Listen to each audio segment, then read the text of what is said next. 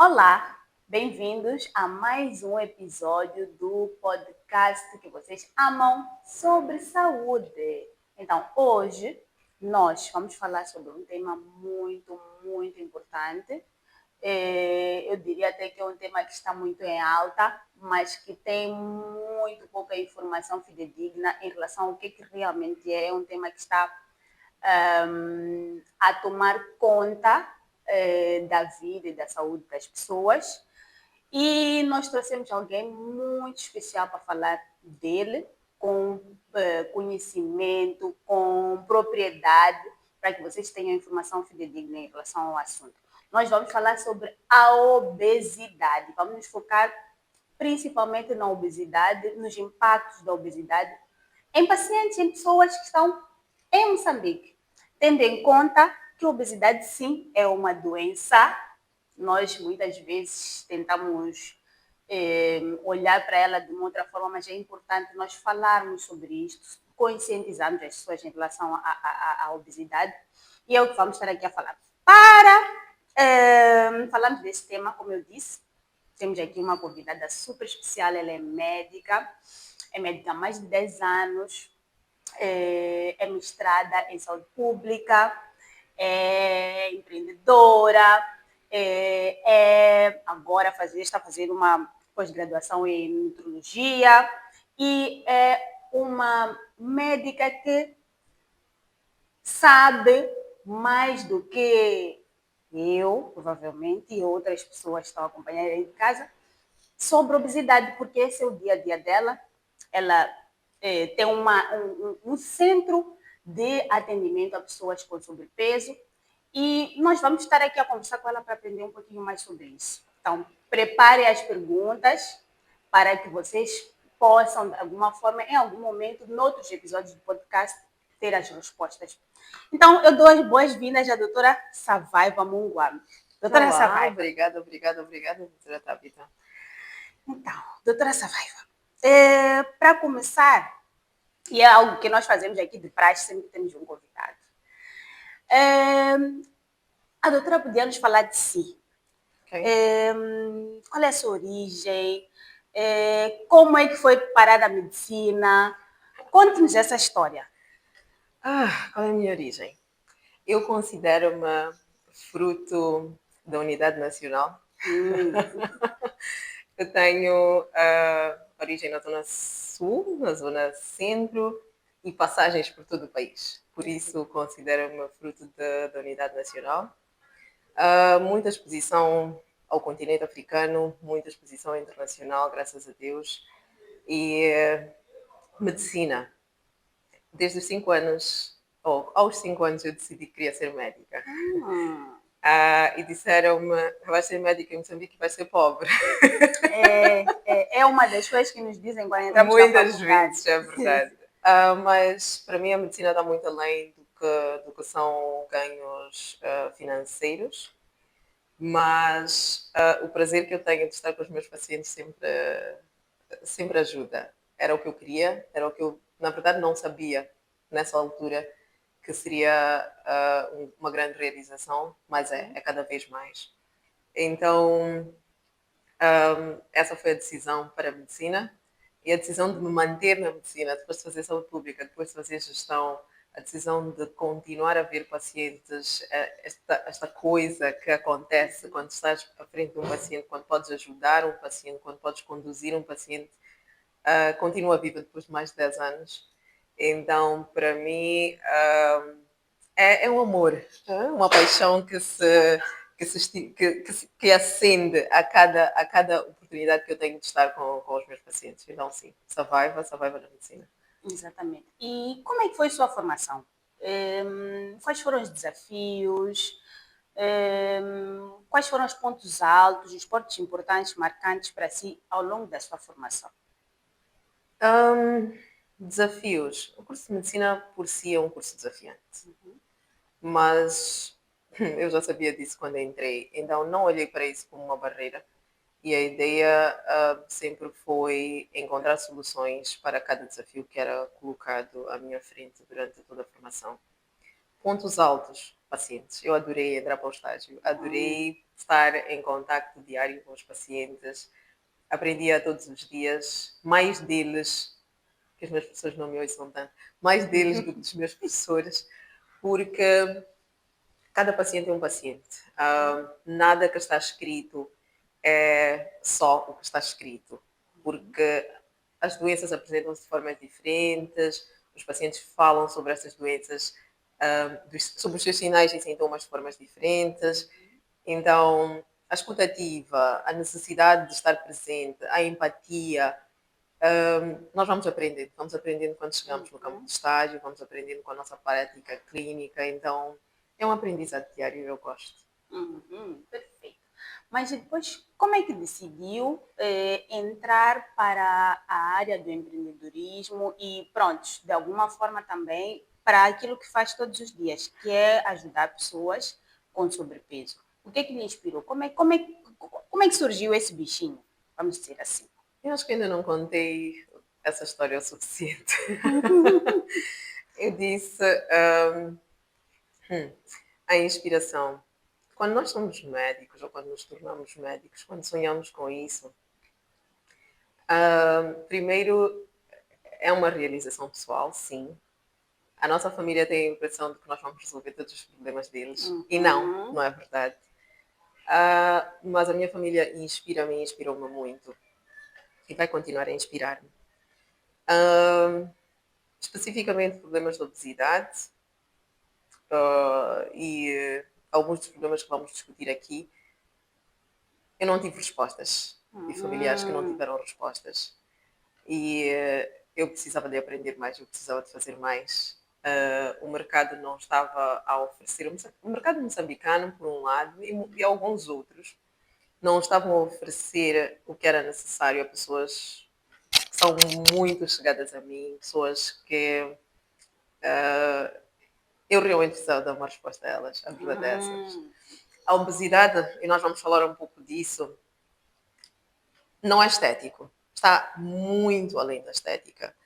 E os danos que a obesidade e os efeitos secundários dela causam no corpo de um ser humano é dramático dizer a coisa assim, mas matam.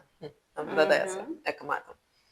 E como médica, é, é de uma impotência, cai-nos uma impotência muito grande saber que nós não podemos fazer nada ou não estamos a fazer nada para ajudar pessoas que nos são próximas. E nós estamos a encontrar soluções. E a solução na medicina é estudar. É verdade, é verdade. Senta, lê, estuda, aprende um pouquinho mais e faz mais, faz melhor. E essa foi a solução para mim. E agora, assim, relacionado diretamente com a obesidade, como é que a doutora vê? Por exemplo, em termos de estatísticas, um estudo de 2024 da OMS diz que nós temos mais de 1 bilhão de pessoas 1 em cada 8. obesas, exatamente. Uma em cada 8 pessoas, já que somos 8 bilhões de pessoas no mundo, uma em cada 8 pessoas está com sobrepeso e obesidade. Exato. E que em Moçambique nós tínhamos aproximadamente 380 mil mulheres insatisfeitas com seu peso, com sobrepeso ou com obesidade. Como é que a doutora vê esse cenário? Em termos estatísticos, o que é que realmente está a acontecer? A estatística não nos diz assim o que está a acontecer. Diz-nos que é um problema de saúde pública. Ponto.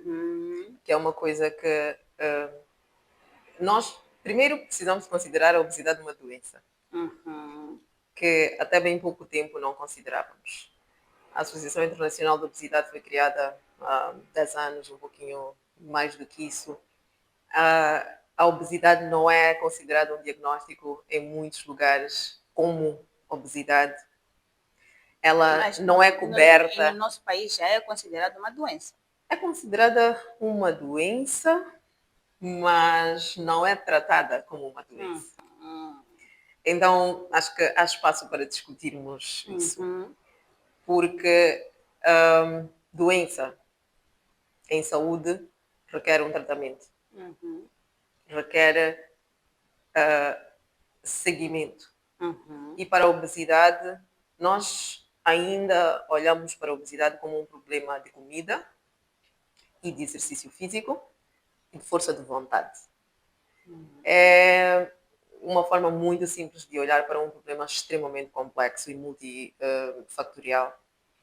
E isso precisa de ser desconstruído. Não só em Moçambique, isso é em todo o mundo. Tanto é que há planos de saúde que nem cobrem situações Exatamente. relacionadas com a obesidade. E se não mudarmos isso, nós vamos ter muita gente a sofrer por causa das consequências da doença e vamos ter muita gente a morrer por causa de consequências da doença e a morrer muito cedo. A obesidade é uma doença crônica, igual à hipertensão, igual a diabetes, igual a todas as outras doenças crônicas. Isso é muito importante, isso que a doutora está a dizer, porque eh, mesmo, nem vou falar na parte social, porque a tendência que se vê é que se tenta sempre romantizar a Exatamente. obesidade, né? Exato. Mas ninguém romantiza a hipertensão arterial, ninguém romantiza a diabetes, ninguém romantiza a malária, por exemplo. Exato. Então, dá muitas vezes a sensação de que mais do que classificar ela como aquilo que é uma doença, nós temos que sensibilizar as pessoas em relação a não negligenciar a forma como esta doença se manifesta. Porque muitas vezes as pessoas normalizam estar A pessoa é acima do peso, fofinha. sim, normalizam. O que que a doutora acha que pode estar relacionado a isso? Essa normalização, essa. Pronto, já as pessoas. Acho que há construtos sociais em relação a isso. E talvez até alguns traumas. A construção social, por exemplo, para os africanos, é que nós tivemos fome durante muito tempo, tivemos falta de recursos durante muito tempo. Então, uma pessoa acima do peso é uma pessoa saudável, é uma pessoa que tem condições. Até hoje, até em centros urbanos, que é outra coisa que preocupa, em que supostamente as pessoas têm mais informação, estão mais dispostas.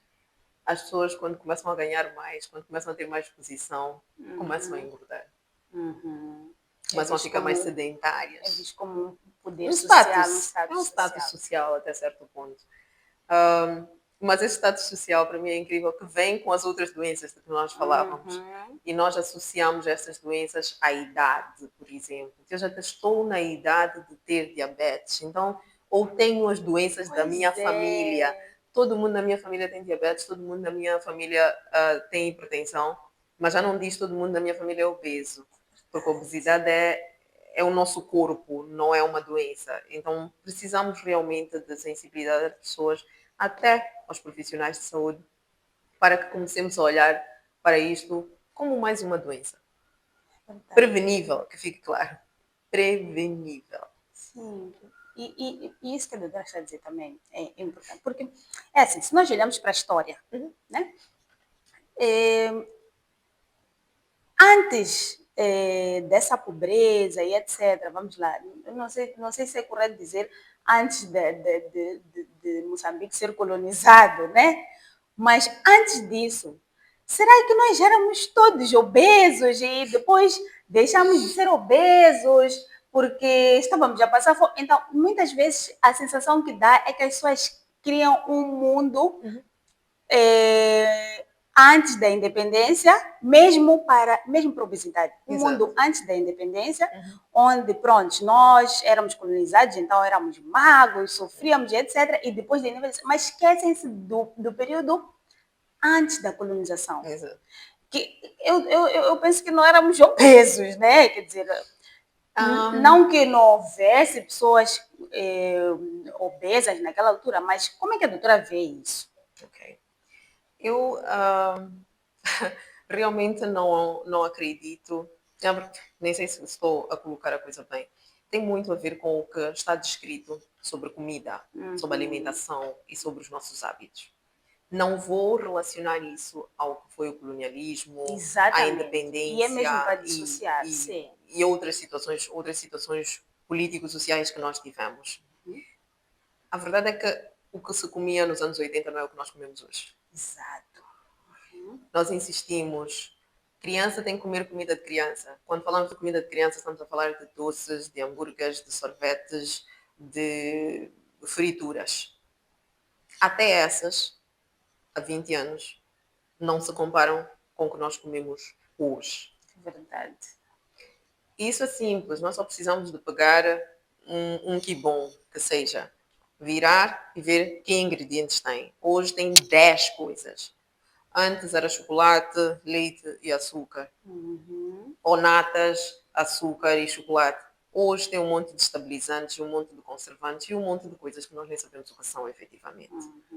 Então, a mudança da indústria alimentícia também trouxe alguns problemas que precisam de ser debatidos, que precisam de ser explorados. Hoje nós fazemos uma tapa com caldo. Hoje nós temos temperos para tudo que é carne que nós pomos na grelha, para tudo que é peixe que nós colocamos na panela. Nós sempre comemos o peixe, sempre comemos a matapa, sempre comemos a carne. O que é que mudou? Exatamente. Essa é a pergunta que nós temos que fazer. Né? O que é que mudou? Realmente. Há pessoas que sempre consumiram óleo de coco. Hoje nós reclamamos porque a nossa cesta básica não tem um óleo vegetal de grão. O grão, soja, girassol e por aí. Mas nós usávamos alguma coisa antes. Estas foram as coisas que mudaram na nossa alimentação. Nós fazíamos pão em casa. Nós não tínhamos pão enriquecido, não tínhamos farinha enriquecida. Hoje temos farinha ultraprocessada e enriquecida. São mudanças muito grandes. Os últimos 20 anos foram terríveis para nós, em termos alimentares.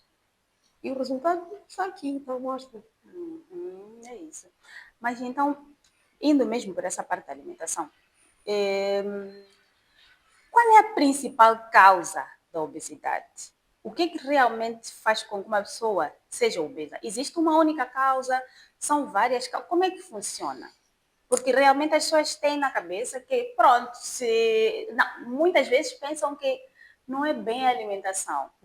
E eu vejo, por exemplo, os meus pacientes, na cabeça deles, eles são obesos ou porque têm um familiar ou porque não fazem exercício. E ponto. Qual é a real causa? O que realmente acontece? Bom, a obesidade é o que se chama de doença multifatorial. Ela tem vários fatores. Sim, tem vários fatores. Mas a alimentação contribui com 70% a 80% do que é o efeito na subida de peso. Eu vou falar de peso e vou falar de emagrecimento, mas não são a mesma coisa. Mas ok, no que é a subida de peso. Sim, o exercício é importante, mas é possível destruir centenas de sessões de exercício com uma alimentação. Há outros fatores, hormonais, por exemplo. Mas são poucas as pessoas que têm problemas hormonais efetivos e que precisam de um ajuste hormonal para poderem perder peso. Depois, estivemos a conversar antes, o sono influencia no que seria ganho ou perda de peso. As pessoas muitas vezes relacionam a altura em que começam a ganhar peso com a idade. Eu cheguei até os 30 anos, estava tudo bem, depois comecei a ganhar peso. Muitas outras coisas mudaram nessa altura. Mas a minha alimentação não mudou, o meu exercício não mudou. Ok, mas paraste de dormir 8 horas. Já acordas à madrugada todas as noites. A vida começou a acontecer e não tens nenhum mecanismo para gerir. Então, o sono está muito relacionado com hormonas, com a qualidade do sono, com hormonas que criam stress no corpo, e o corpo começa a depositar gordura no geral. Gordura é energia, tudo que nós comemos é energia no corpo. Mas ele começa a depositar gordura em certas regiões, por exemplo, na região abdominal.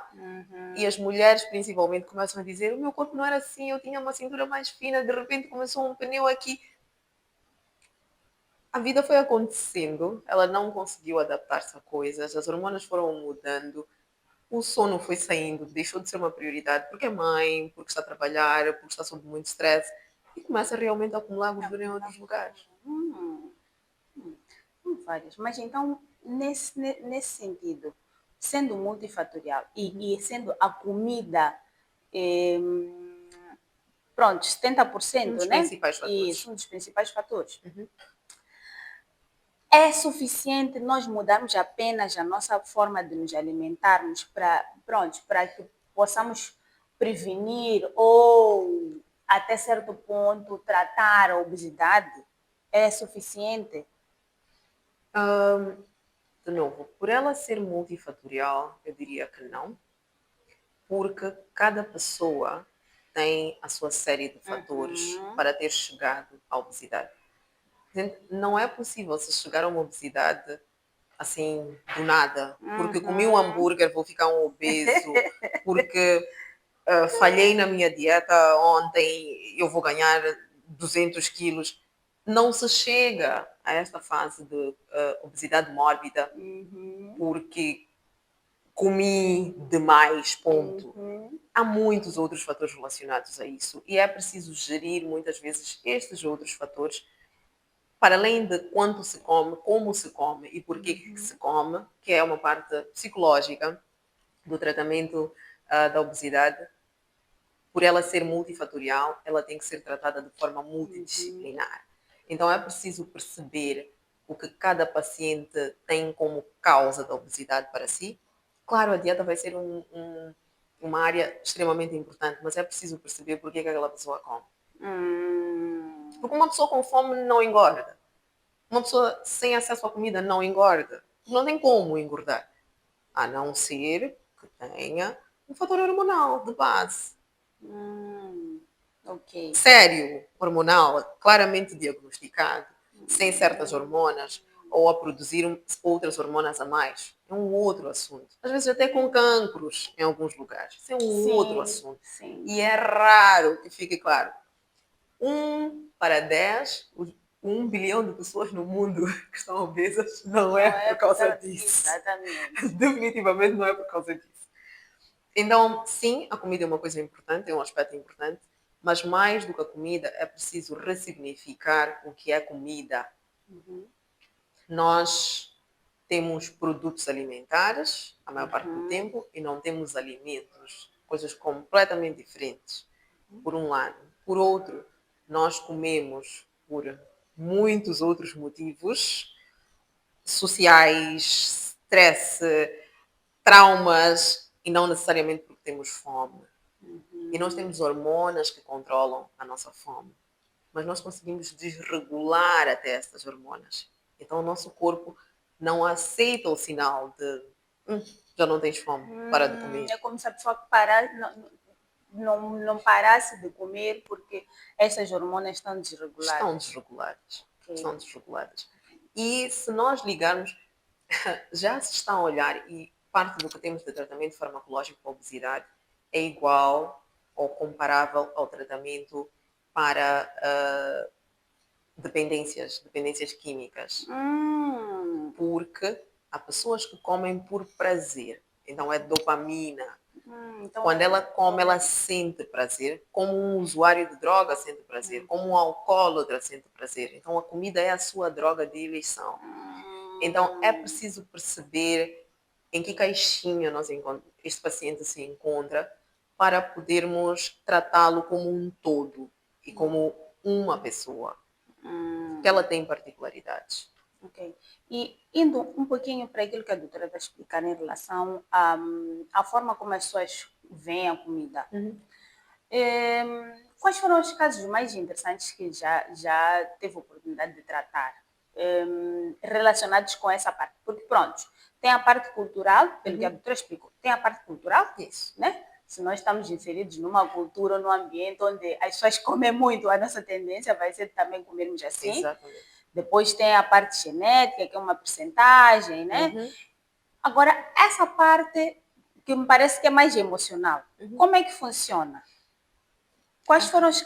E a doutora pode dar um exemplo de um caso que já tenha visto, de alguém que, pronto, passou por uma situação assim e ficou obesa por causas emocionais. Porque muitas vezes o que acontece?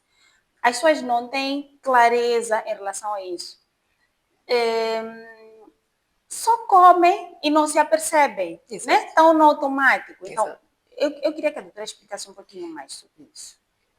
Ok. Vamos começar por falar da questão da droga de eleição.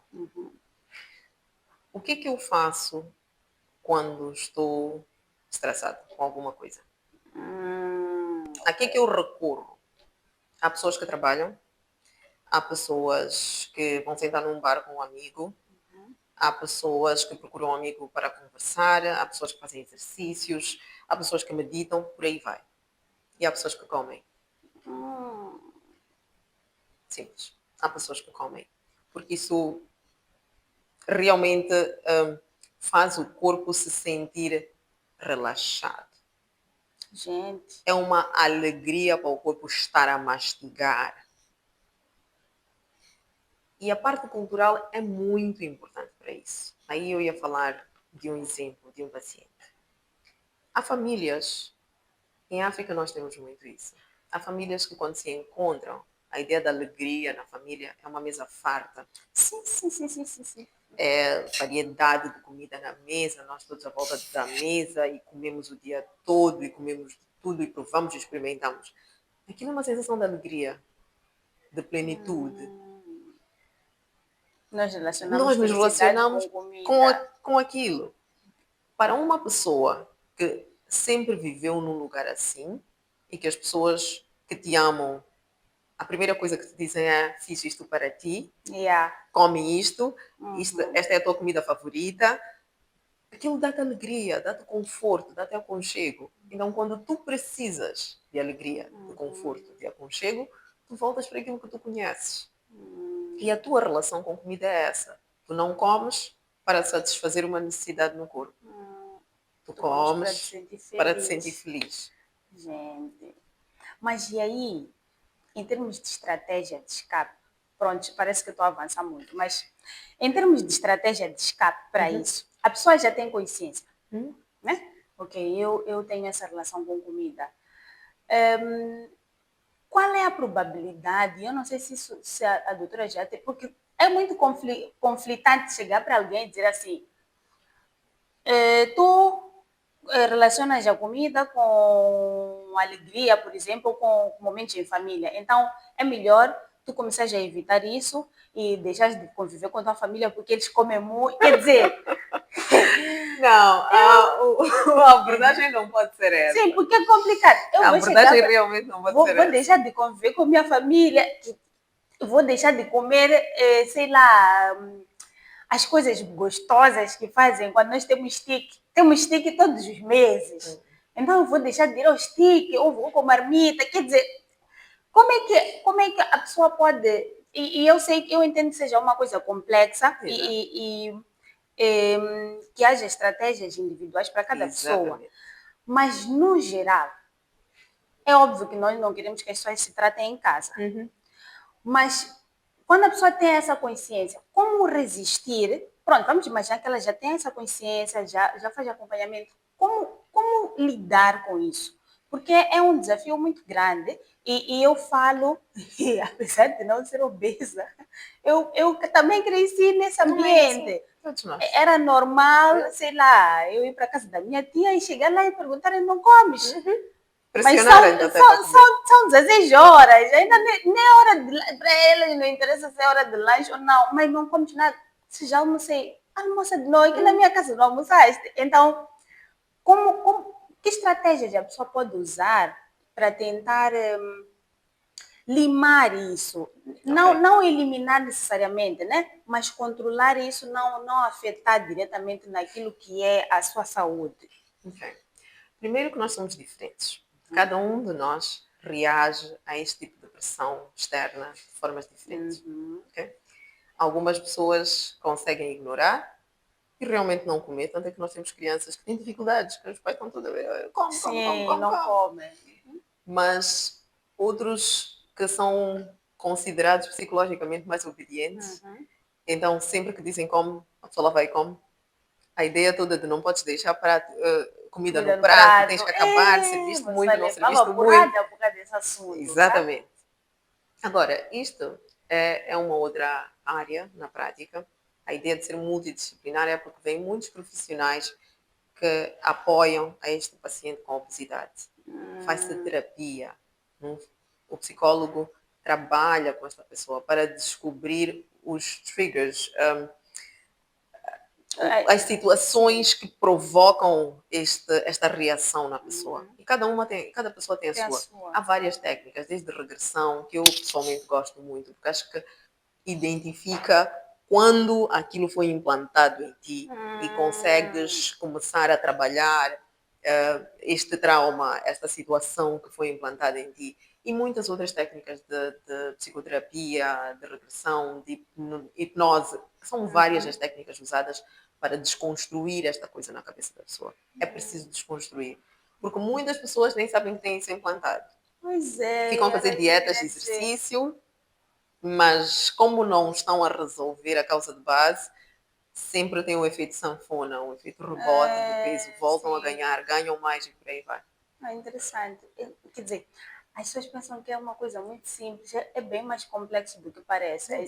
Assim. Quer dizer, não é só fazer dieta e já está. Tem uma série de questões aí.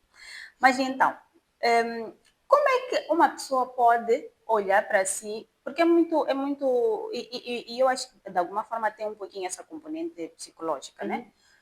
Vamos lá, eu estou inserida num meio onde todo mundo é obeso. Isso, Eu posso não considerar aquilo obesidade. exatamente. Como é que eu ganho essa consciência? Como é que eu me Eu não sei se é possível olhar para a coisa nesse prisma, mas como é que eu vejo que eu realmente sou obeso? Quais são, e eu até diria, quais são os sinais e sintomas? Parece muito estranho fazer essa pergunta, mas é que se a pessoa está inserida num ambiente onde aquilo não. Principalmente sintomas físicos. Como é que a pessoa pode identificar, não o identificar-se que nós vemos hoje em dia, né? Onde cada um se identifica com o que é melhor para si. Mas como é que a pessoa faz esse diagnóstico inicial e vê que, ok, eu tenho isto, e eu preciso de ir ao médico porque eu realmente estou com esse problema de saúde e precisa de ser tratado? Eu vou começar por falar do que é do que era o diagnóstico de obesidade, do que é o diagnóstico de obesidade hoje. Antes, fazia-se uma conta simples. O teu peso, só vai, balança, pesa-se e dividia-se porque era a sua altura ao quadrado. Então, seria o que fisicamente tu vês, fora de padrões, seria a obesidade. Isto mudou muito nos últimos anos. Mudou O tal índice de massa corporal. o índice de massa corporal, exatamente. Mudou porque o índice de massa corporal considerava pessoas que estavam teoricamente acima do peso obesas, sem que as pessoas estivessem necessariamente obesas. Peso é um conjunto de músculo, gordura, ossos, órgãos e por aí vai. Pegamos uma coisa, colocamos na balança e pesa aquilo e pronto. Mas tu tens, por exemplo, um fisiculturista com 100 quilos e tens uma pessoa com uma massa muscular muito baixa, também com 100 quilos. Tu não podes dizer que metabolicamente eles são a mesma dois coisa. obesos. Não tem como isso ser verdade. Então, não podemos, para responder a sua pergunta, a pessoa chegar e dizer eu tenho 100 quilos, então eu sou obeso. Não faz sentido. Não é suficiente. Exato. Não é... não há fatores, sinais e sintomas suficientes para chegarmos à conclusão da obesidade de uma pessoa assim. Mas aí vai. A obesidade está diretamente ligada a outras doenças que nós conhecemos e gostamos muito. Diabetes e hipertensão, principalmente. É raríssimo uma pessoa ter diabetes e hipertensão e não ter um percentual cultural. Então, isso já me fez. Isso já me fez fazer uma pergunta. Quer dizer que eu posso ser magra, ser hipertensa e ser diabética e ser, entre aspas, obesa, clinicamente obesa, porque então o que define exatamente acima. Então, o que define a obesidade não é o peso, é o percentual de gordura. Teoricamente Hoje, é assim. a OMS considera o índice de massa corporal, considera o percentual de gordura e a distribuição dessa gordura como um padrão ouro. Quando nós olhamos na medicina, o padrão ouro é o fator que determina que diz realmente esta pessoa realmente é. Então, o percentual de gordura e a localização dessa gordura, como eu disse, e depois, essa coisa nós só conseguimos fazer com o exame, ou com uma bioimpedância, ou com um DEXA scan, para sabermos, ok, existe tanto de gordura e está no sítio X. E depois olhar para o que é a circunferência abdominal, em que tens homens a terem esta medida, não é uma fita, a medir mesmo a cintura, com uma circunferência abdominal acima de 102 centímetros, e depois a mulher com 88. Aquele tamanho da calça, dizer, ele só mudou o tamanho da calça aqui na barriga, mas o resto está a mesma coisa. Senhores, se está na barriga, se está depositado numa área sensível, provavelmente já terias critérios de obesidade. Então, olhamos para o que é a circunferência abdominal em homens e em mulheres, em que em homens, em princípio, esta circunferência tem que estar em 102, não mais do que 102, mas depois há outras divisões aqui, sobrepeso versus obesidade e obesidade mórbida e por aí vai. E para a mulher, que tem que estar abaixo de 88. Então, a ideia de eu sou magro em todo o sítio, menos na barriga, foi cientificamente derrubada. Mas os meus braços estão bem, as minhas pernas estão bem, a gordura só está aqui, eu só preciso de perder um pouco aqui. A tua gordura está a acumular-se nesse sítio porque há algum problema. Ok. E já agora, doutora, em relação a essa história da acumular, só mesmo, sem fugir muito daquilo que a doutora está explicando, há locais específicos para acúmulo de gordura, de acordo. Quais são os fatores que influenciam, se é que existem, na distribuição da gordura? Porque umas pessoas, por exemplo, têm gordura mais no braço, Isso. outras têm mais na barriga, Isso. outras têm mais no tronco. O que é que influencia? Ok. Hormonas. Homens e mulheres, nós temos hormonas diferentes. Estrogênio e progesterona na mulher, testosterona no homem. E isso cria danos fenótipo, que é o corpo do homem e da mulher é diferente por causa disso. A mulher, por ter mais estrogênio, vai depositar mais gordura na região mais baixa. A tendência é fazer barriga, fazer culote, como chamam brasileiro, tipo a bunda, as ancas, a coxa. Uma mulher, quanto mais estrogênio ela tem, mais ela deposita gordura nessas áreas. Há mulheres com menos estrogênio. Era essa a minha pergunta. Então ela vai depositar menos gordura nessas áreas. As mulheres, quando começam a produzir muito estrogênio, também têm outras coisas. Porque este estrogênio no corpo, principalmente na gordura, pois tem outras consequências.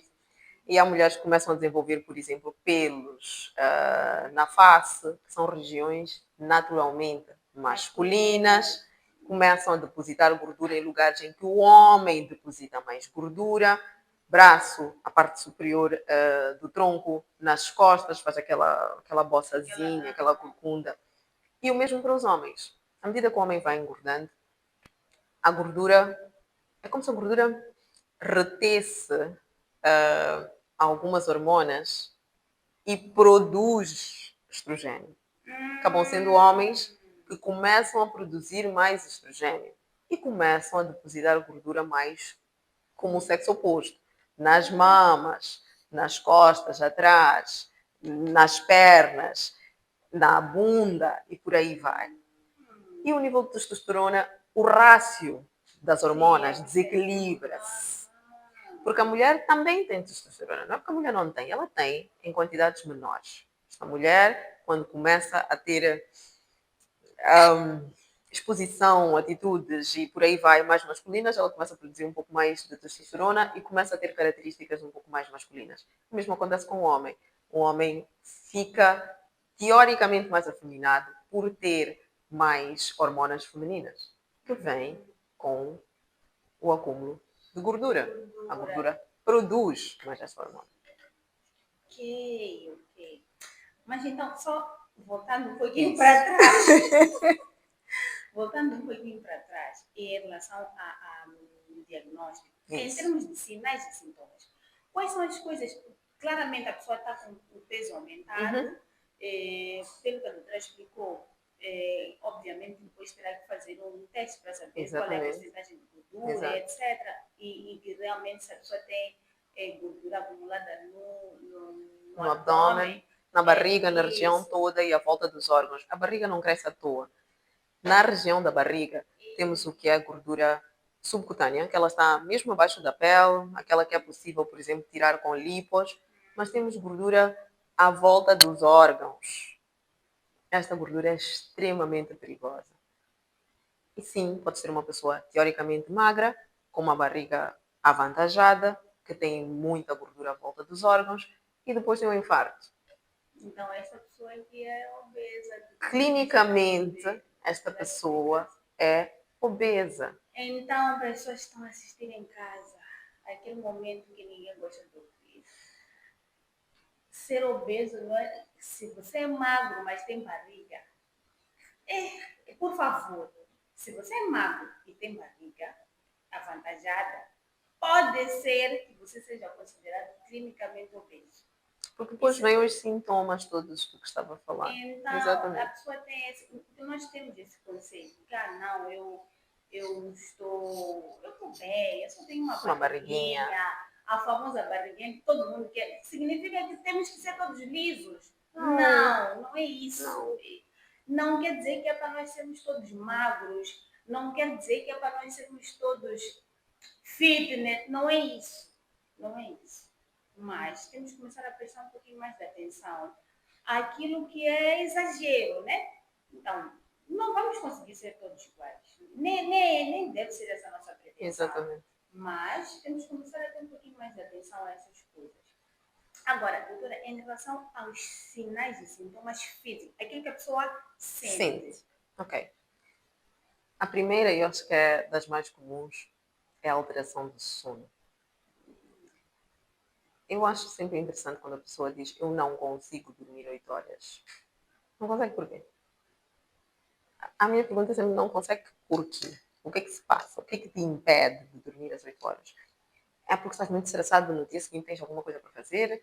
Ou com coisas ou sem coisas tu não consegues dormir às 8 horas?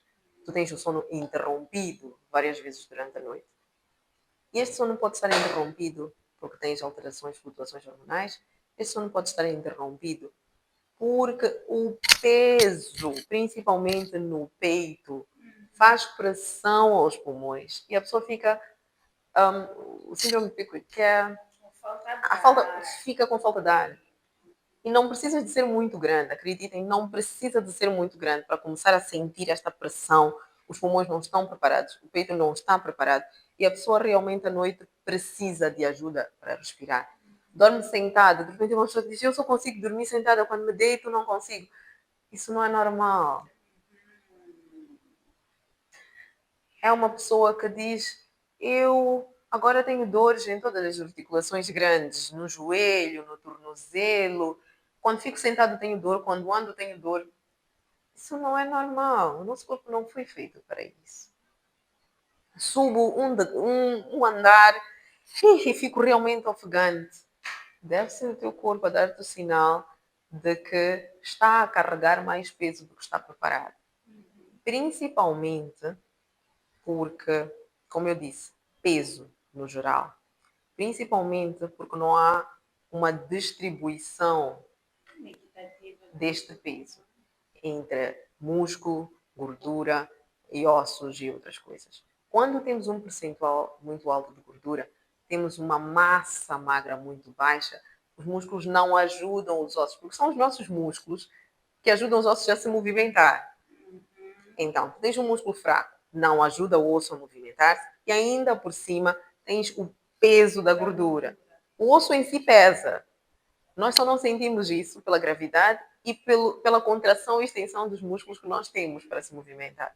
Então, Colocamos muita pressão, sim, no nosso esqueleto, daí as dores. Com a idade aumenta o risco de fraturas, depois temos outras coisas, como as hormonas, a osteoporose e outras coisas, mas aumentando o risco de fraturas. E realmente é porque temos muito peso por cima daquilo que nós temos como esqueleto, como corpo para fazer as coisas no dia a dia. E, doutora, o ronco, Uhum. qual é a relação do ronco com a obesidade? Porque, pronto,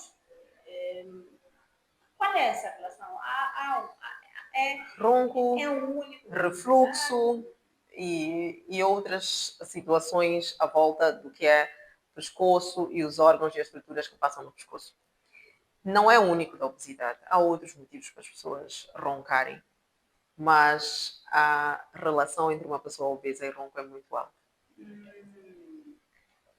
Peso no tórax, a compressão que acontece no pescoço e, claro, eu disse, há outros fatores de ronco, mas isto é um fator importante, a obesidade é um fator importante.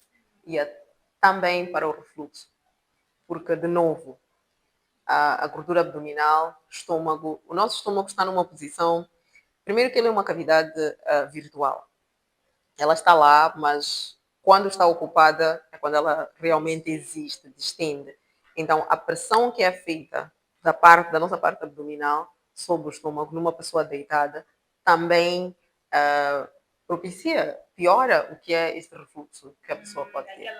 A azia, que chamam da azia, que sinto a comida a subir. Sim, há muito peso na barriga, na zona do estômago, com o estômago cheio, e realmente é como se fizesse pressão para que a comida voltasse. Agora, doutora, coisas que as pessoas ignoram, que eu acho que é muito importante falar. Quais são as coisas que as pessoas ignoram que a obesidade limita? Quais são as coisas que incomodam realmente as pessoas e que mostram que, ok, eu realmente devo emagrecer? Não diria que são sinais e sintomas, mas coisas do dia a dia. O que é que a obesidade impede a pessoa de fazer? Todo mundo, eu vou falar sobre isso porque estou a perguntar isso porque todo mundo tenta fingir que não existe isso. Exato. Que obeso, sou um obeso ágil. Exatamente, que eu sou obeso, mas vivo muito bem com isso Normalmente. e etc. Vamos aqui falar a verdade. O que é que as pessoas sentem que estão impedidas de fazer por causa da obesidade? Bom, para além das questões de saúde, né, que são limitantes, elas fisicamente limitantes, estas questões afetam, por exemplo, alguns trabalhos. Há áreas de saúde do trabalho que olham, por exemplo, para a segurança de um pintor numa escada, no andaime. Um pintor, eu vou colocar o peso aqui só para referência, um pintor de 70 quilos no andaime e um pintor de 150 quilos no andaime é completamente diferente.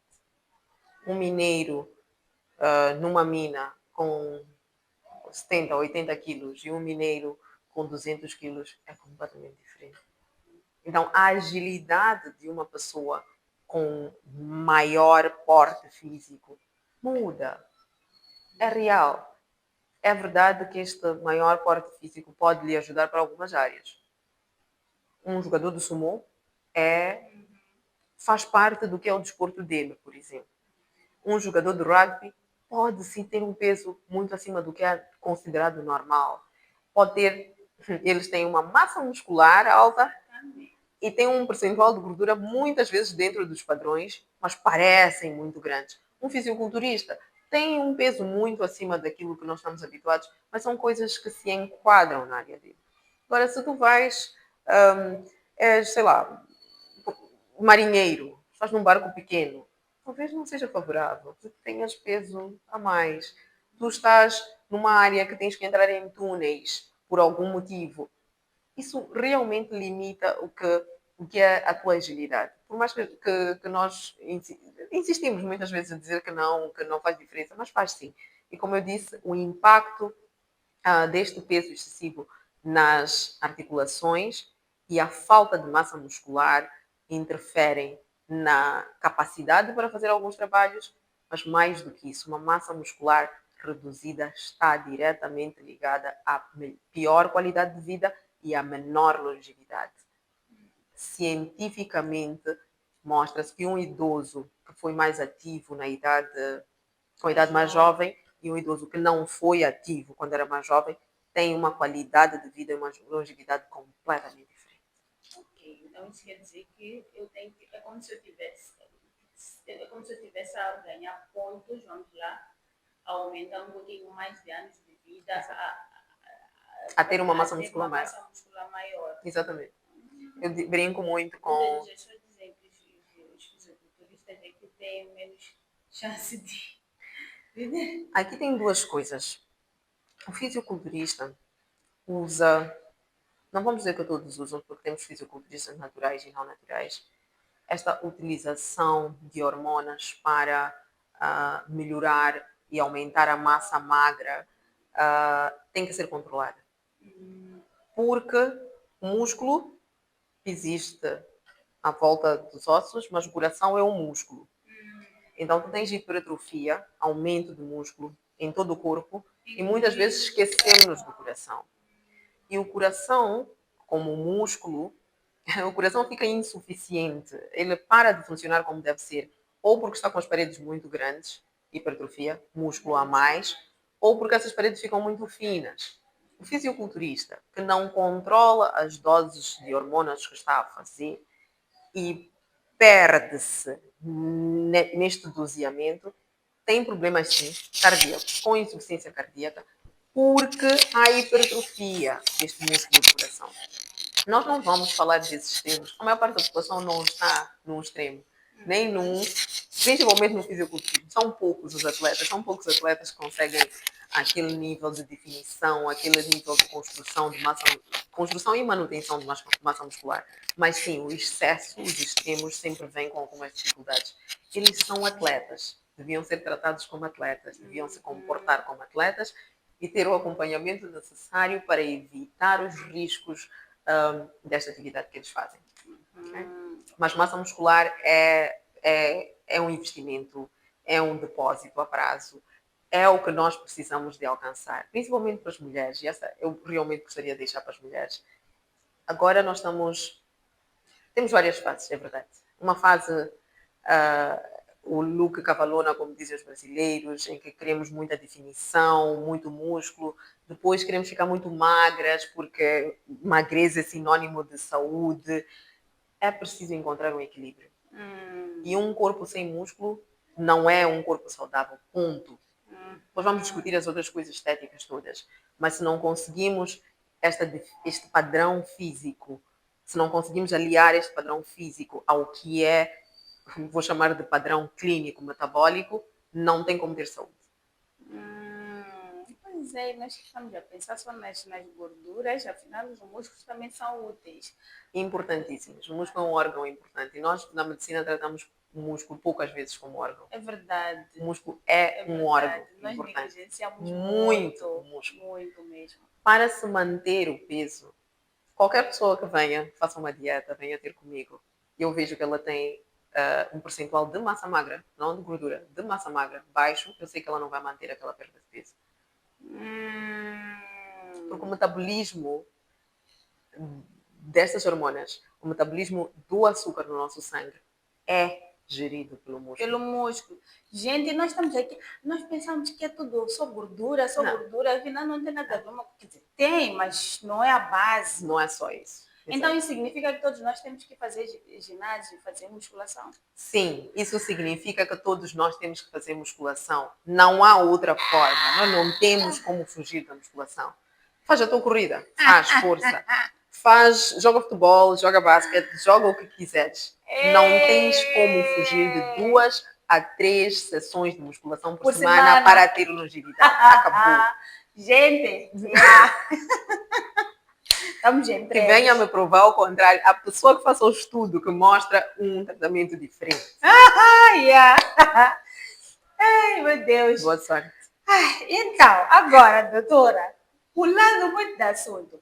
Quais são os alimentos que nós. Vão me desculpar, da mesma forma que a doutora explicou aqui, que nós somos obrigados a fazer musculação, não temos como fugir, gente. Vamos ter que fazer aquilo que conseguimos fazer. Quais são os alimentos que nós não devemos comer? Não devemos, ou devemos evitar, Isso é sei uma lá, arma. 90%. Isso é uma Vamos me arma. desculpar, mas às vezes é necessário. Ok. Vamos começar com uma coisa que está na nossa cesta. Estão todos na nossa cesta básica, na verdade. O açúcar é um veneno. Não há outra forma de nós contornarmos isto. Açúcar refinado, aquele açúcar que nós compramos todos os dias, branco, castanho, da cor que vocês quiserem, é um veneno para o corpo. Ele é um veneno, nós estivemos a falar da parte psicológica, ele é um veneno, porque ele liga-se, é uma glicemia que se liga aos nossos receptores de prazer. O açúcar vicia em 500. Cocaína e açúcar, hoje estão assim. No mesmo nível. Escolham, é a droga. Por um lado. Ok, açúcar, fora do assunto. Mas significa que não podemos comer açúcar. Sim. Sim. Ainda tinha esperanças. Sim.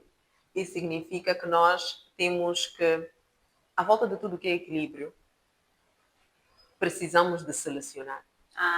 Precisamos de novo, é droga. É tipo álcool. É droga. É tóxico. Queres beber? Bebe, mas... Tens que saber que é uma droga, que é tóxico. É a tua droga de eleição? Como é que eu vou gerir a minha droga de eleição? Bolo tem açúcar. Ok, estou a sair, estou a ir a uma festa. Essa festa tem o bolo, tem outras sobremesas, tenho pudins, tenho bolos, tenho... Don't binge. A ideia de eu quero todas as coisas doces que estão lá, temos que aceitar que não é possível. Se eu vou para um sítio assim e eu quero deliciar-me disto, eu tenho que ter uma semana limpa para que haja espaço para eu gerir estas coisas. Tem que me preparar para isso. Eu não posso normalizar o consumo do açúcar. É um usuário que chuta todos os dias. Eu não posso, porque depois, do mesmo jeito que acontece com o alcoólatra e com o usuário de drogas, vai subindo. Nós precisamos de cada vez mais. Então precisamos de gerir as doses muito baixas.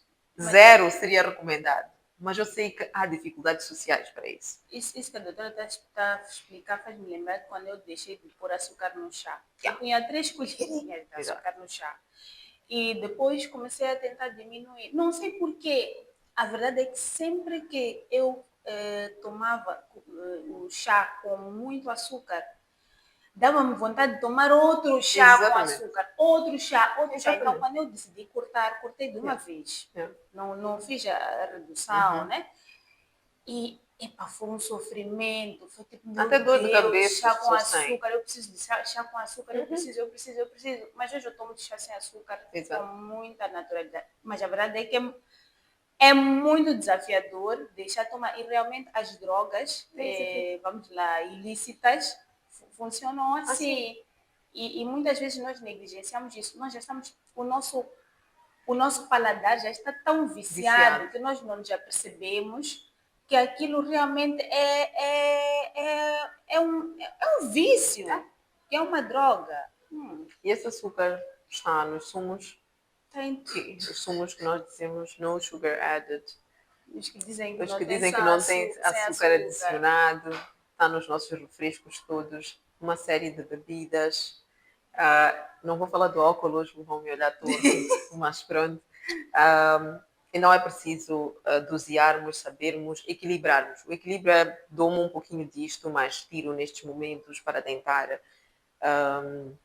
equilibrar. Depois, óleos de sementes, nós não temos como. Não temos como. Os fritos. Podes fritar, mas tens que fritar num óleo. Se for vegetal, tem de ser assim, óleo de coco, ou uma banha de animal. Banha de porco, assim. Sim. Meus colegas depois vão dizer, é gordura saturada. Quando as pessoas morreram, causa dessa gordura saturada animal, que é mais próxima daquilo que nós temos no corpo. E o corpo. Porque há dois É muito aspectos. inteligente. Exatamente, o corpo é muito inteligente. Ele. Há coisas que ele interpreta como toxinas e o fígado tem que gerir logo. Há coisas que ele interpreta como é meu, eu sei como gerir, vou gerir mais tarde, vou gerir com alguma dificuldade, mas ele consegue depositar e gerir. O que ele interpreta como toxina sobrecarrega órgãos que tem que excretar. E depois, Rim, fígado. exatamente. Ok. E se vai sobrecarregar estes órgãos produzem hormonas, têm outros trabalhos no corpo. Se eles passam muito tempo a processar uma coisa que nós consumimos, ele deixa de fazer outras coisas. Deixa de fazer o que é o essencial para ele. Exatamente. Então é preciso equilibrar. A fritura, escolhe um dia por mês para a tua fritura. É? Um dia por mês. É que não tem como termos o carapau frito, salgados, o frango frito. Esqueçam, não vai acontecer. Meu Deus, um dia Não por mês. vai. Mas isso aqui é para obesos, não para todos. A obesidade cria-se. A obesidade constrói-se. Vocês já tentamos defender. A obesidade constrói-se. Ninguém vira obeso da noite para o dia. Ninguém acumula 100 quilos Mas isso é verdade. da noite para o dia. E É um donut, um frango frito, mais um salgado, mais um peixe frito. Mas é cumulativo o ganho. Por isso é que eu digo sempre aos meus pacientes, nós estamos a entrar, vocês perderem 100 quilos hoje e daqui a um mês estamos a fazer antes e depois. Não vai acontecer. O ganho não foi em 2 dias. A perda também não há de ser. O corpo precisa de entrar num espaço de perder peso, de sentir-se seguro para deixar ir aquilo que acumulou. E eu vou te falar um pouco disso. Para depois ele equilibrar. A homeostase é uma coisa muito importante para o corpo. Sempre que o corpo se sente desequilibrado, atacado de alguma forma, ele entra em modo de sobrevivência. O modo de sobrevivência inclui guardar recursos. Recurso é energia para o corpo. Energia vem de comida. E as pessoas perguntam, mas como é que agora tudo que eu como fica gordura? É porque o teu corpo está sob estresse. É porque o teu corpo não sabe que vai ter comida depois. É porque para o teu corpo este é o momento de guardar. Sim, falamos do alimentos que não podemos açúcar, comer. ok? Estamos nos olhos. Temos que Óleos falar dos e das frituras. Ok. Já dissemos que Sim. o óleo está do lado. Depois, a outra questão é com farinha de trigo. A farinha de trigo é muito discutida e o argumento que é usado é a dieta mediterrânica tem muita farinha de trigo e eles não têm problemas. Precisamos de aceitar que o grão de trigo que estamos a usar agora mudou. E que temos cada vez mais pessoas com desconforto sempre que consomem trigo. E é preciso ouvir o corpo. Então este não vai ser um alimento de tira, corta tudo, mas é preciso ouvirmos o nosso corpo. Se a pessoa tem alergias na pele, alergias respiratórias, irritações intestinais, irritação vai desde estufamento, indigestão, dificuldades para ir à casa de banho, para fazer necessidades maiores, pele com lesões nas áreas das articulações, atrás dos joelhos, aqui à frente dos cotovelos, né, no pescoço, pele da cara, e muita gente com rinites, com asma, tem sensibilidades ao glúten. Isso deixando de lado as pessoas que têm doenças de Crohn e por aí vai, que são completamente intolerantes a isso. Depois, eu pessoalmente acredito na corrente de investigação que coloca a lactose como algo que não é para nós. O leite de vaca, que é o que nós mais consumimos, como algo que não é para nós. De novo, pessoalmente, não acredito que exista leite vegetal. Leite tem uma definição muito clara. Exato.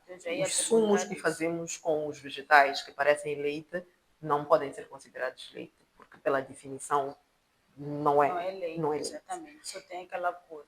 Exato. Então vamos deixar a questão toda dos leites vegetais de lado. Não, mas doutora, indo para essa história dos leites vegetais, então, isso pode surgir como substituto, porque, pronto, né? As pessoas tentam eliminar o leite de vaca e etc. Algumas pessoas tentam eliminar, mas recorrem a leite de amêndoas, leite de aveia, né? De aveia, de arroz, de amêndoas, do que quiserem. Primeiro que não vamos chamar de leite, né? Porque o leite tem particularidades. O leite tem proteínas que realmente não são digeridas pela maior parte das pessoas. Criam algum tipo de desconforto e incapacidade do corpo de digerir. E nós sempre olhamos para a lactose. Sim, ainda tem caseína, que não se fez nada. No leite sem lactose ainda tem caseína. Por isso é que há pessoas que consomem leite sem lactose e têm reações mesmo assim. Ok? O que é que nós queremos no leite? Cálcio. Se for essa a ideia de. Foi o que nos venderam. Porque Exatamente, eu lembro-me obrigada. que quando eu era criança diziam que eu tinha que tomar leite para ter cálcio nos ossos e nos Temos dentes. como ter cálcio a partir de outras fontes? Então vamos atrás dessas fontes.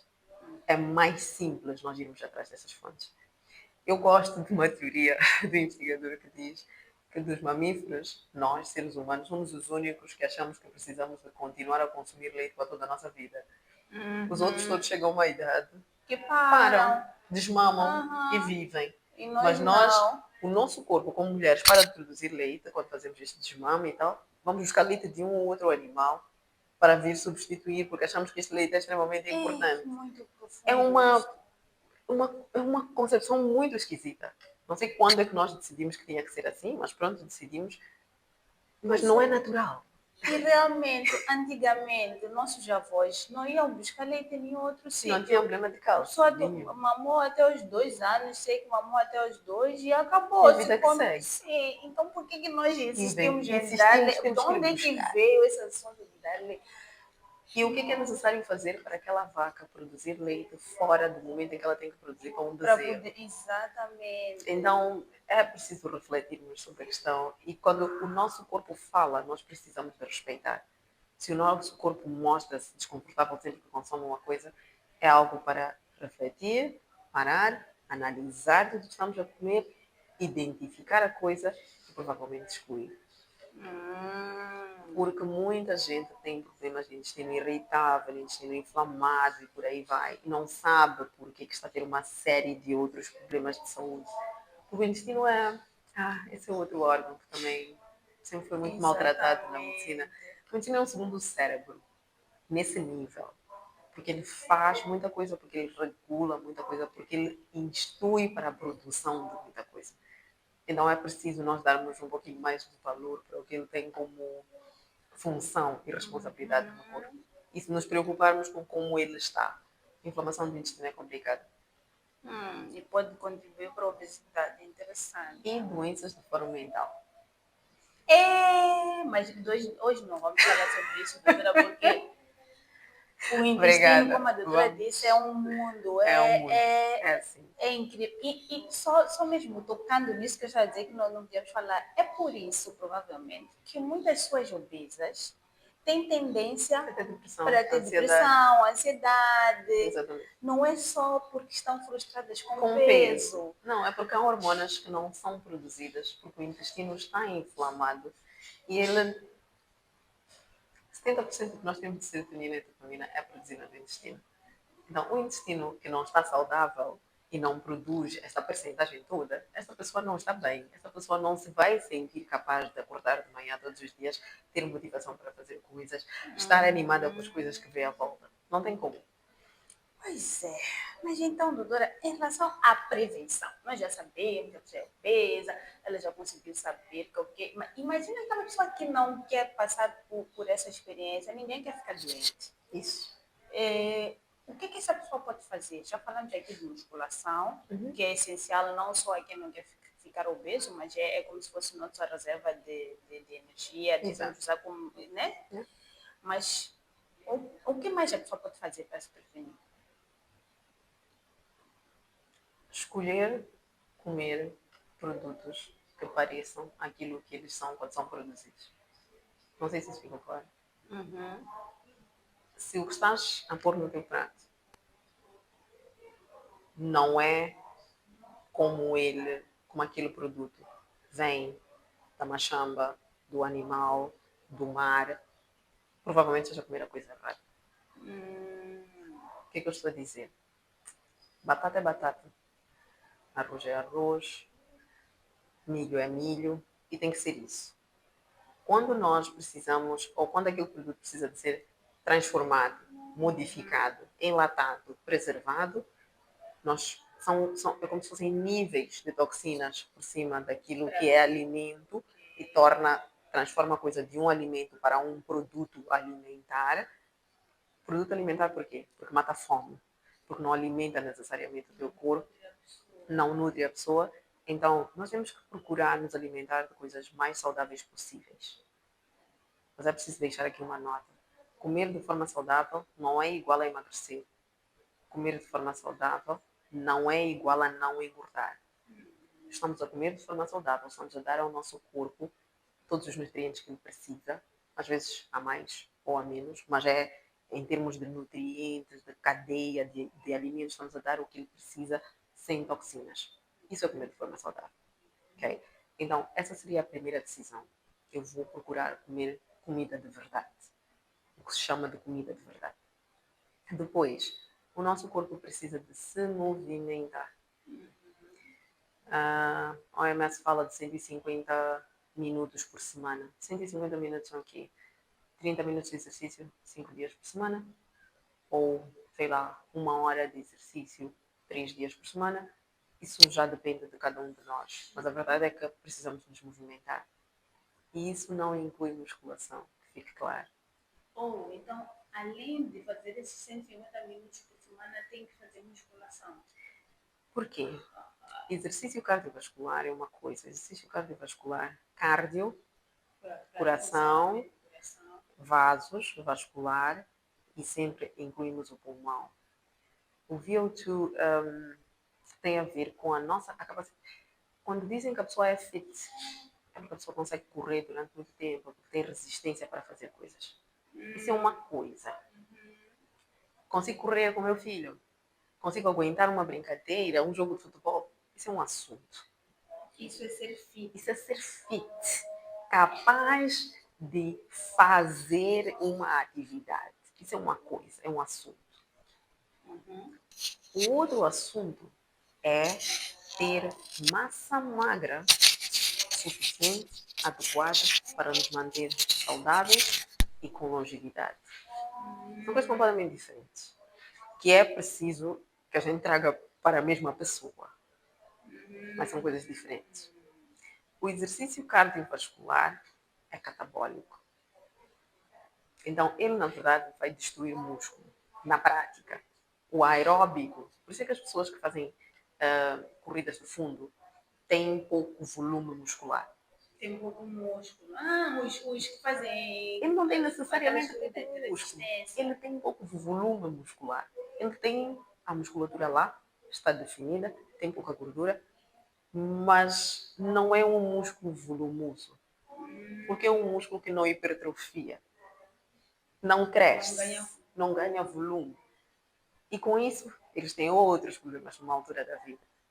Então, nós precisamos de equilibrar de novo. Extremos. Nós não queremos estar em nenhum dos extremos. Precisamos de equilibrar. Sim, o coração precisa de bater bem. Sim, o pulmão precisa de fazer trocas de forma eficiente, aeróbico. Uma sessão de aeróbica por semana, fazer cardio uma vez depois da musculação, tranquilo. Mas a musculação tem que estar lá. Porque a musculação é o nosso depósito. Para limparmos a nossa bunda quando nós envelhecemos, nós precisamos de músculo. Sim, para levantar da cadeira, eu preciso de músculo. Para abrir uma lata, eu preciso de músculo. Não vou fazer isso porque estou a fazer cardio. Eu só consigo fazer isso quando faço musculação e exercício de força. Há um exercício muito interessante no ginásio que chama-se. Como é que se diz em português? Farmer's Carrier. Depois de ver como é que se diz em português. Em que tu carregas 75% do que é o teu peso por 1 minuto ou por uma distância Isso é um indicador direto do que tu vais conseguir fazer depois dos 60 anos. Gente, Em que termos de... exercício é esse? Eu ia te mostrar. Temos que procurar Direto. As pessoas que não conseguem ficar com esse peso entre 1 a 2 minutos são pessoas com 80% de chance de não conseguir fazer uma série de atividades do dia a dia. Então, isso é aos musculação. 60 anos. Isso é musculação. Isso não é consigo correr 12 quilômetros, 21 quilômetros. Isso é músculo. Quanto tens? Qual é o percentual de massa magra que tu tens? Qual é a percentagem do teu peso que é massa magra? Então, é uma outra forma de olhar para o que é atividade física, para o que é saúde, para o que é o valor do músculo. Até. Então, é preciso refletirmos sobre isso, sobre que atividades estamos a fazer. O músculo está muito além da estética, muito além da estética. Interessante, muito interessante. Só mais uma pergunta, doutora, para finalizar. Já estamos mesmo na nossa reta final. Em termos de pacientes, qual foi o caso de obesidade que a doutora viu que mais lhe marcou? Adolescentes. Pacientes adolescentes. Os adolescentes são numa fase muito complicada da vida, de se identificarem, de se fazerem pessoas, de se definirem até. E na nossa sociedade é como se o peso visível nos colocasse em gavetas, em caixinhas. E a luta entre eu gosto muito de mim, mas eu não sou o suficiente dos adolescentes, chega a ser angustiante em alguns momentos. E muitos, quase todos, os adolescentes são fruto das famílias de onde eles vêm. E do que estávamos a falar antes, do que é hábito, do que todas as mulheres à minha volta são, mas depois eu saio, as outras mulheres são diferentes. Então é um choque muito grande entre tu teres os teus exemplos de mulher como uma coisa e as mulheres que são consideradas mulheres fora serem o oposto. Faz muita confusão na cabeça deles. Muita confusão na cabeça deles. Então, para mim é sempre um desafio ter adolescentes no consultório, mas é também muito gratificante porque tens a coisa toda hormonal deles, não quero saber, não me interessa, não tem nada a ver comigo, para com os resultados a virem, eles se. É como se eles estivessem a desabrochar à tua frente. É um prazer profissional muito grande. Mas em termos de atendimento, há assim tantos adolescentes obesos. Muito mais do que nós imaginamos. Muito mais do que nós imaginamos. Então, estávamos aqui a falar, outro dia estava a falar com o Pedro, que é o nosso querido. Olá, Pedro. Da produção, que eu sentei, dizia que sentei ali naquela rua do STM, tem um sapateiro. Eu sentei-me ali porque queria esperar que ele terminasse de ver o meu sapato. E parei para observar as pessoas que passavam.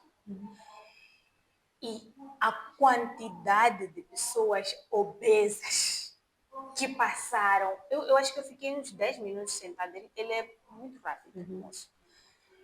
Meu Deus, eu fiquei muito assustada e tive uma espécie de flashback. Por quê? Porque há mais ou menos 15 anos atrás eu vivi naquela rua e pronto, vivi no prédio próximo onde o sapateiro está e eu ficava sentada ali muitas vezes a conversar com ele. Isso. E eu não via isso. Via mais ou menos a mesma quantidade de pessoas, especialmente na altura em que a USTM abriu. Havia muita gente aí para lá, desde estudantes de medicina, estudantes do ICISA que estudavam ali. Mas não via a quantidade de pessoas acima do peso que eu vi há alguns meses atrás. E para mim aquilo foi muito marcante, foi muito chocante. Foi muito... Foi no dia em que eu tomei consciência de que realmente as pessoas estão doentes, as pessoas estão obesas e precisam de ajuda. E não só não tem conhecimento, parece que não tem clareza. E só para dar outro exemplo, você vai conversar com um colega outro dia, que está a fazer está a perder peso. Está a fazer educação alimentar, eu penso que ele está a ser seguido, apesar de ser médico, os médicos também vão ao Também tem hospital, que ir ao tá bem? hospital. Então, ele disse, olha, Tabita, eu não tinha mais percebido que eu estava acima do peso. E ele é médico, só que eu não tinha consciência. Não sei o que aconteceu, eu já não me lembro bem do que lhe fez ganhar Clicar. essa consciência, mas ele disse, olha, eu não tinha mais percebido. Mas a verdade é que nós, à volta dele, tínhamos já percebido. Então, provavelmente, para algumas pessoas, esse clique de que realmente eu estou doente, eu preciso de ver esta situação, eu estou obeso, ainda não tenha aparecido. Eu espero que nós tenhamos conseguido Ajudar as dar ponte pessoas. aqui para ajudar, para que as pessoas tenham essa consciência. Agora, doutora, considerações finais. Eu queria que a doutora explicasse aqui onde é que é o seu Tratamento antes. exatamente onde é que a doutora faz as suas consultas. Nós, além de estarmos aqui a informar as pessoas em relação à saúde, nós também queremos que cada convidado que passe por aqui sinta-se à vontade para promover aquilo que faz. Principalmente porque são pessoas que têm conhecimento e habilidades para passar para as outras pessoas. Então, nós queremos sim que as pessoas possam ter acesso a vocês. Então, onde é que as pessoas podem encontrar a doutora para algum possível acompanhamento? Fique à vontade. Primeiro, obrigada mais uma vez. Eu estou a atender, a fazer consultas no MedSpa. O MedSpa, vejam, Instagram, páginas online para chegarem a nós. Nós vamos pedir para vocês colocarem Sim, aqui vamos pôr, sim, vamos. informação sobre o MedSpa. O MedSpa oferece tratamento psicológico com referências para os pacientes com obesidade e sobrepeso, oferece tratamento farmacológico para pacientes com obesidade e sobrepeso. Falo de farmacológico, são medicamentos. A obesidade é doença, nós felizmente chegamos à fase de começar a ter medicamentos químicos para ajudar a moldar a parte psicológica do que é a doença, obesidade, e hormonal do que é a doença, obesidade. Então, sim, para além do que é um plano alimentar, que muita gente não consegue cumprir, para além do que são exercícios, existem medicamentos para gerir o sobrepeso e a obesidade, e depois há também um apoio psicológico para desconstruirmos e trabalharmos com alguns traumas, como nós já tínhamos falado. Considerações finais. Se mais nada, eu gostaria que as pessoas percebessem desta nossa conversa que a obesidade é uma doença e que a doença precisa de um tratamento. Então procurem ajuda, não aceitem a obesidade como parte do que vocês têm como herança genética, não aceitem a obesidade como normal. A Tabita estava aqui a dizer que parou num sítio e viu o problema da obesidade. O problema da obesidade, na verdade, agora é visível. E deixa-me vos dizer mais uma coisa. As estatísticas mostram que a população negra é a mais afetada no mundo. Em todos os países, a população negra é efetivamente a mais afetada por causa do custo da comida, por causa dos nossos hábitos e por algumas coisas coloniais históricas. A população negra realmente está a sofrer mais de obesidade e a mulher negra está a sofrer mais do que a mulher branca, caucasiana e de outras raças. Então é preciso nós tomarmos isso em atenção, porque depois nós morremos de muitas coisas associadas à obesidade, muitas doenças que têm como a obesidade um tratamento muito longo, um tratamento difícil, um tratamento que precisa de ajustes muito grandes. Percebo que houve um vídeo a falarem de hipertensão, diabetes, doenças renais. Estas doenças todas realmente vêm seguidas. A obesidade, o sobrepeso é o início desta cascata. Nós começamos com um pouquinho de peso a mais, chegamos à obesidade grau 1, grau 2, grau 3, mórbida, depois nos preocupamos porque já tem hipertensão, mas a resistência à insulina começou com sobrepeso. já tenho diabetes, a resistência à insulina começou com sobrepeso, já estou com uma insuficiência renal, este problema da diabetes começou aqui com o sobrepeso e a resistência à insulina. Então é preciso olharmos para todas as medidas para comatar, para evitar, para prevenir estas doenças, para que depois não soframos com as consequências delas. Agora uma pergunta, doutora. Qual é? Em relação ao tratamento medicamentoso, e não medicamentoso também, a abordagem do tratamento, Ok. nós não finalizamos.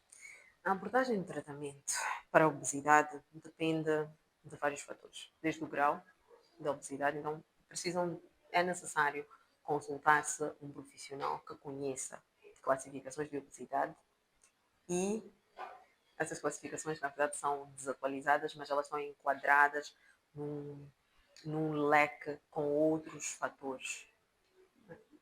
Estão enquadradas num leque com outros fatores. Por exemplo, este profissional vai olhar, vai pesar, vai tirar medidas. Se as medidas estiverem fora daquilo que eu mencionei,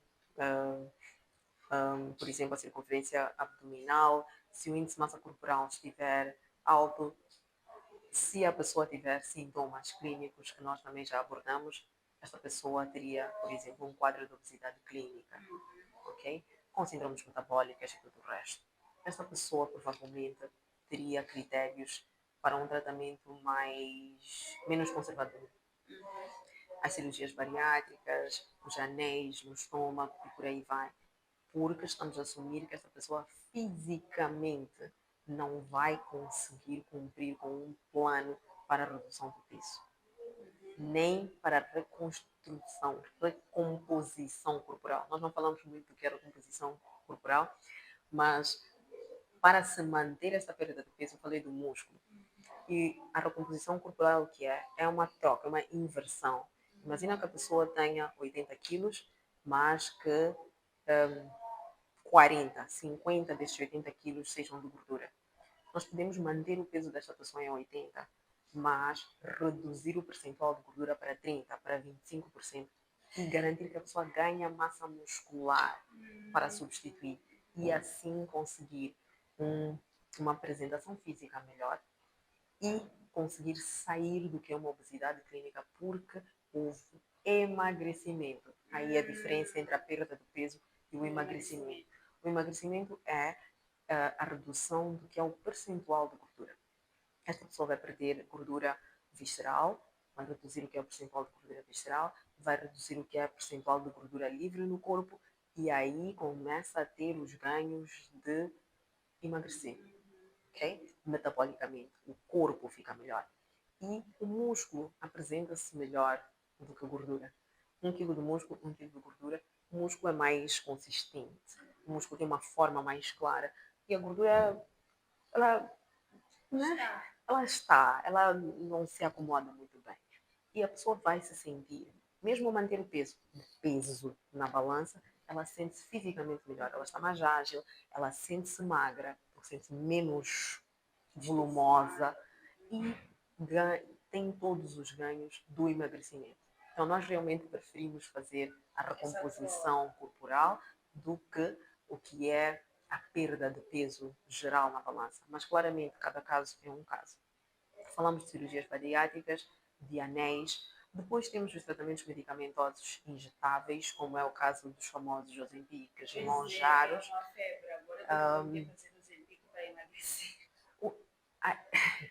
Gostei disso. O Ozempic causa perda de peso, não emagrece. Ou seja, também acaba com o músculo. Então, a pessoa perde volume corporal porque perdeu peso, perdeu água, perdeu músculo, perdeu gordura. O Monjaro hoje mostra melhores resultados do que o Ozempic, porque o Monjaro promete uma perda de peso de até 22%, por aí. O Ozempic 10, 12%. Mas é possível uma pessoa usar Monjaro e o Ozempic e continuar obeso. É possível. Voltar a engordar. Primeiro continuar obeso. E por isso que eu quero focar nisso.